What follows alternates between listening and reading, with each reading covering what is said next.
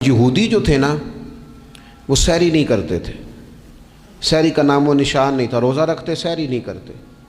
تو نبی پاک صلی اللہ تعالیٰ علیہ وسلم نے فرمایا ہمارے اور یہودیوں کے درمیان فرق ہی سحری کا ہے، اور نبی پاک صلی اللہ تعالیٰ علیہ وآلہ وسلم نے فرمایا سحری کھایا کرو، سحری کھانے میں برکت ہے۔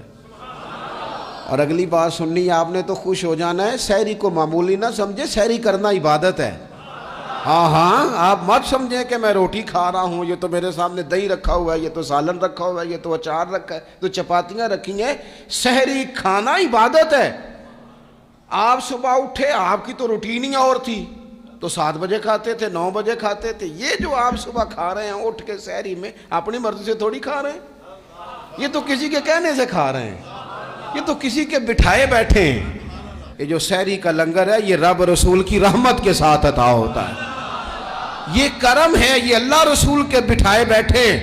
کیا میرے رسول پاک صلی اللہ تعالیٰ علیہ وآلہ وسلم نے بات کھولی ہے، ترغیب و ترہیب میں حدیث ہے، اللہ کرے یہ کبھی چسکا لگ جائے، یہ والا مزہ آ جائے، تو پھر تو گھر میں دسترخوان نہیں بچھا ہوا ہوگا، پھر تو رنگ ہی کوئی اور ہوگا۔ حضور فرماتے ہیں اللہ تعالیٰ اور اس کے فرشتے سحری کھانے والوں پر رحمتوں کا نزول فرماتے ہیں۔ کھائی روٹی جا رہی ہے، پکا ہوا کھانا ہے، لیکن حضور فرماتے ہیں رب بھی رحمتیں فرما رہا ہے، اور اللہ کے حکم سے فرشتے بھی رحمتوں کا نزول کر رہے ہیں۔